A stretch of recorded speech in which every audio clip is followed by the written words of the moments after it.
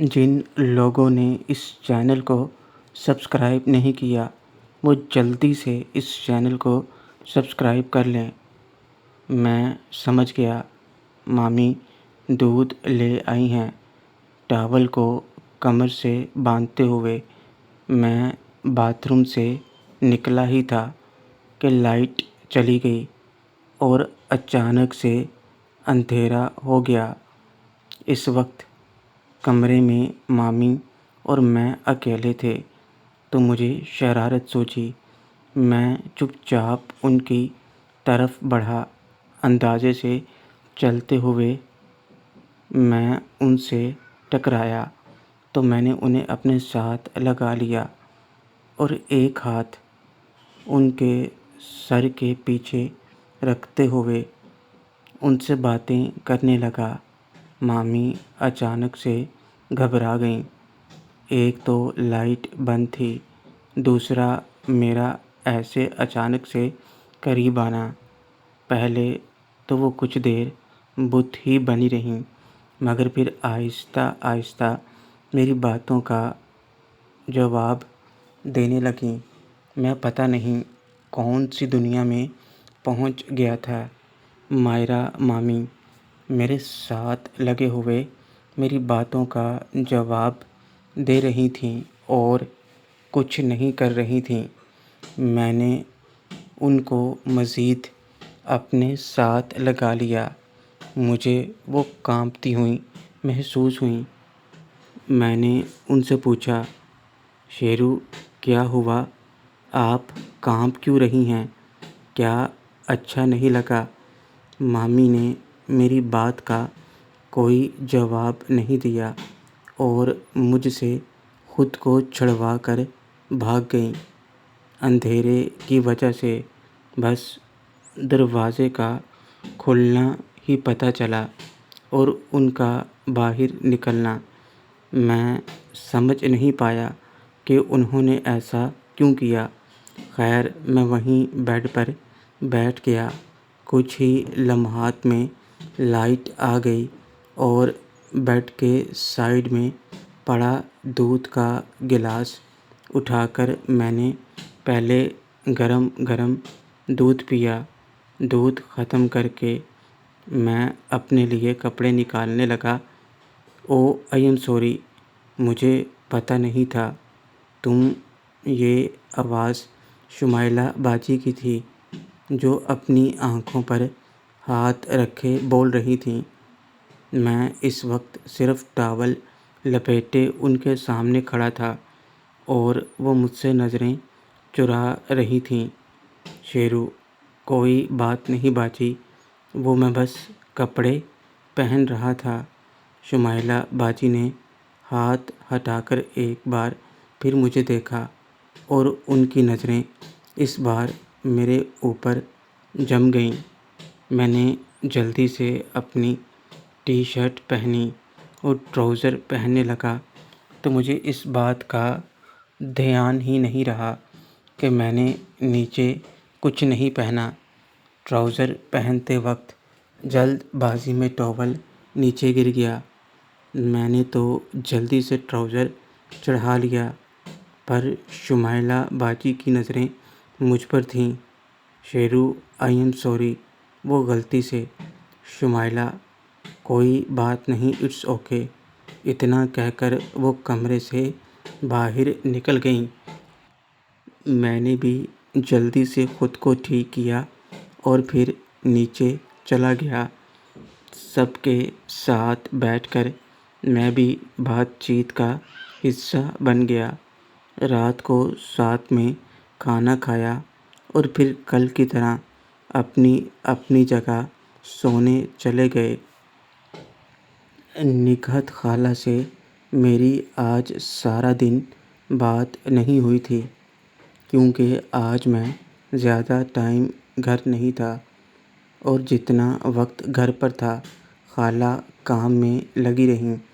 اب جب ہم ایک ہی کمرے میں تھے تو مجھے کل والی حرکت پر شرمندگی محسوس ہو رہی تھی۔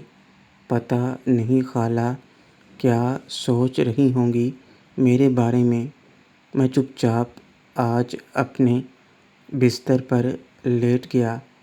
خالہ نے بھی کوئی بات نہیں کی اور نہ ہی پھوپھی نے۔ صبح جلدی اٹھ کر میں گھر پر ایکسرسائز کرنے کی بجائے اکھاڑے میں چلا گیا۔ گھر پر ابھی سب سو رہے تھے۔ آج گاما بھائی کے ساتھ صحیح طرح مقابلہ کیا اور خوب پسینہ بہایا۔ میں اکھاڑے میں ہی تھا جب سرور ماما کے ساتھ انکل وہاں آئے اور مجھے کشتی کرتے ہوئے دیکھنے لگے۔ ان کے چہرے پر خوشی صاف نظر آ رہی تھی۔ استاد جی کے ساتھ انکل اور سرور ماما کافی دیر تک باتیں کرتے رہے۔ پھر انکل مجھ سے مل کر سرور ماما کے ساتھ نکل گئے۔ انہیں آج ضروری کام سے جانا تھا تو وہ چلے گئے۔ کل رات ہی کھانے پر اس بارے میں بات ہو رہی تھی۔ انکل کو ضروری کام تھا، اس لیے انہیں جلدی نکلنا تھا، مگر آنٹی شمائلہ باجی اور معید بعد میں جانے والے تھے۔ اکھاڑے سے فری ہو کر میں گھر کے لیے نکلا تو مجھے یاد آیا تنزیلہ بھابھی کے گھر جانا ہے مجھے۔ میں گھر جانے سے پہلے ان کے گھر چل دیا۔ شیرو، تم یہاں؟ مجھے تو لگا تھا تمہیں تو راستہ ہی بھول گیا ہے اس گھر کا۔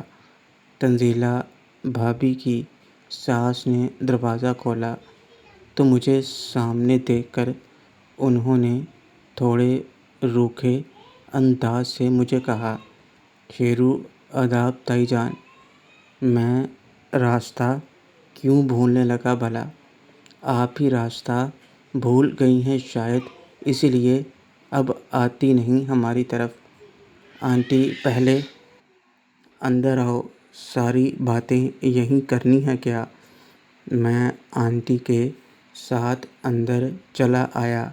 آنٹی اس وقت سادے سے کپڑے پہنے ہوئے تھیں۔ گھر کے اندر سے کوئی آواز نہیں آ رہی تھی، نہ ہی کہیں انکل نظر آ رہے تھے۔ شیرو، تاؤ جان کہیں نظر نہیں آ رہے۔ آنٹی، وہ گئے ہیں کسی کے ساتھ، آ جائیں گے گھنٹے بھر میں۔ کیا لوگے تم؟ شیرو، نہیں، کچھ نہیں چاہیے، آپ بیٹھے یہاں۔ آنٹی، ایسے کیسے کچھ نہیں؟ تم بھول گئے ہو ہم کو۔ پر ہم نہیں بھولے، بیٹھو، میں ابھی آئی۔ آنٹی کچن میں چلی گئیں۔ ان کے چہرے پر ابھی بھی ویسے ہی روکھا پن تھا۔ مجھے پتہ تھا کہ وہ میرے اتنے دن نہ آنے سے ناراض ہیں، اس لیے ایسے بات کر رہی ہیں۔ کچھ ہی دیر میں آنٹی ہاتھ میں دودھ کا گلاس لے آ گئیں۔ آنٹی، لو اسے پی لو، دیسی گھی ڈال کر لائی ہوں۔ محنت کر کے آ رہا ہے نا اکھاڑے سے، اسے پی لو، طاقت آئے گی۔ میں نے دودھ کا گلاس پکڑا اور ایک ہی بار میں پورا خالی کر دیا۔ آنٹی، تو کہاں تھے اتنے دن؟ تجھے کتنی بار فون کیا تھا تنزیلہ نے، پر تو آیا ہی نہیں۔ بیچاری تم سے ملنا چاہتی تھی جانے سے پہلے۔ شیرو، وہ میں کچھ الجھا ہوا تھا ادھر ادھر کے کاموں میں۔ پر بھابھی ایسے اچانک چلی کیوں گئیں؟ آنٹی، پیٹ سے ہو گئی تھی وہ، اس لیے بیٹے کو بلانا پڑا۔ پھر تیرے تاؤ جان بھی کہنے لگے کہ اب باہر جانے کا رہنے دے تو، یہیں نوکری مل گئی اسے کمپنی کی طرف سے ہی، اب دونوں وہیں رہتے ہیں ساتھ میں کمپنی کے کوارٹر میں۔ شیرو، بھابھی پیٹ سے ہو گئی تھیں؟ آنٹی، اور نہیں تو کیا، اور تیرا ہی بچہ ہے، ایسے کیا سوچ رہا ہے؟ میں تو بہت خوش ہوں۔ اتنے دنوں بعد ہماری سن لی گئی۔ میرے بیٹے میں ہی شاید کوئی کمی تھی جو اتنی دیر تک بہو امید سے نہیں ہوئی۔ ہمیں تو فکر ہوتی رہتی تھی کہ پتہ نہیں کیا ہوگا، مگر تمہاری وجہ سے آج وہ اتنی خوش ہے۔ شیرو: مگر بھابھی نے تو کچھ بتایا نہیں۔ آنٹی اس لیے تو تجھ سے ملنا چاہتی تھی جانے سے پہلے، مگر تمہیں تو دنیا بھر کے کام ہیں۔ شیرو: مگر آپ کیوں نہیں آ رہی تھیں اتنے دنوں سے؟ آپ تو آ سکتی تھی نا؟ کیا آپ کو پتہ نہیں تھا کہ میں یہیں ہوں؟ آنٹی پتہ تو تھا، اور میں ملنا بھی چاہتی تھی، مگر اب میں تمہارے گھر نہیں آنا چاہتی۔ شیرو: کیوں؟ ایسی کیا بات ہے؟ آنٹی وہ ہے نا کمینہ تیرا چھوٹا ماما بختیار، تجھے نہیں پتہ، بہو کو پریشان کرنے لگا تھا۔ ایک بار تو ادھر گھر میں ہی آ دھمکا تھا۔ یہ تو اچھا ہوا میں آ گئی، ورنہ پتہ نہیں کیا کرتا۔ شیرو: ماما تو کیا؟ آنٹی مجھے بتا دیا ہے بہو نے سب کچھ۔ پہلے مجھے برا لگا، مگر پھر اس کی حالت سمجھ گئی تھی، میں اس لیے کچھ نہیں کہا اسے، مگر وہ بختیار اچھی بھلی اپنی بیوی کو چھوڑ کر باہر منہ مارتا پھرتا ہے۔ تجھے تو پتہ ہی ہے سب، تنزیلہ نے سب بتا دیا ہے مجھے، اس لیے میں اب تمہارے گھر نہیں جاتی۔ کوئی اور ہوتا تو پنچایت میں معاملہ رکھوا دیتے، مگر تم بھلے لوگ ہو، سرور دلدار، دونوں کتنے بھلے انسان ہیں، اور تمہاری مامیاں نائلہ، دیپا، مائرہ سب اچھی ہیں۔ پتہ نہیں یہ بختیار اتنا کمینہ کیسے ہے۔ تمہاری پرواہ نہ ہوتی تو اسے چھٹی کا دودھ یاد دلا دیتی۔ بس تیری وجہ سے چپ رہ گئی میں۔ مجھے آنٹی کی بات سن کر بختیار ماما پر غصہ آ رہا تھا کہ وہ اپنی حرکتوں سے باز نہیں آ رہے۔ آنٹی تو کیوں سوچ میں پڑ گیا؟ اب سب ٹھیک ہے۔ اس لیے تنزیلہ کو میں نے اپنے بیٹے کے ساتھ بھیج دیا، ورنہ پتہ نہیں کب کوئی گل کھلا دیتا تیرا ماما۔ شیرو: میں بہت شرمندہ ہوں تائی جی، ماما سچ میں بہت غلط کر رہے ہیں۔ آنٹی تو کیوں شرمندہ ہو رہا ہے؟ اب سب ٹھیک ہے، تو فکر مت کر، ہو سکے تو کبھی کبھی آ کر مل لیا کرو، اچھا لگے گا۔ اب تو تنزیلہ بھی نہیں ہے یہاں تو اکیلے من نہیں لگتا۔ شیرو: میں اس بات کا خیال رکھوں گا۔ اچھا تائی جان، اب میں چلتا ہوں۔ میں اتنا کہہ کر اٹھنے لگا تو آنٹی نے میرا ہاتھ پکڑ لیا۔ آنٹی کہاں چلے؟ کیا بس تنزیلہ کے لیے ہی آ سکتے ہو یہاں، میرے لیے نہیں؟ آنٹی کی آنکھوں میں تڑپ صاف نظر آ رہی تھی، جو مجھے آنکھوں ہی آنکھوں میں بتانا چاہ رہی تھیں کہ میں ان کی طلب ختم کروں۔ اپنے ماما کی وجہ سے مجھے پہلے ہی شرمندگی محسوس ہو رہی تھی، اور آنٹی کی تڑپ کو میں نظر انداز نہ کر سکا، اور سوچا کہ ان کے لیے کچھ تو کرنا ہی چاہیے۔ میں نے آنٹی کی طرف مسکرا کر دیکھا اور ان کا چہرہ اپنے ہاتھوں میں لیا تو وہ بھی مسکرا دیں، اور پھر میں نے انہیں اپنے ساتھ لگا لیا آنٹی تو میرے ساتھ ایسے چپک گئیں جیسے کوئی انسان ڈر کر کسی دوسرے انسان سے چپکتا ہے، اور مجھ سے باتیں کرنے لگیں، اور کچھ ہی دیر میں وہ نیچے بیٹھ گئیں۔ صبح کا وقت تھا اور کوئی بھی گھر پر آ سکتا تھا، مگر آنٹی کو تو جیسے کسی بات کی پرواہ نہیں تھی۔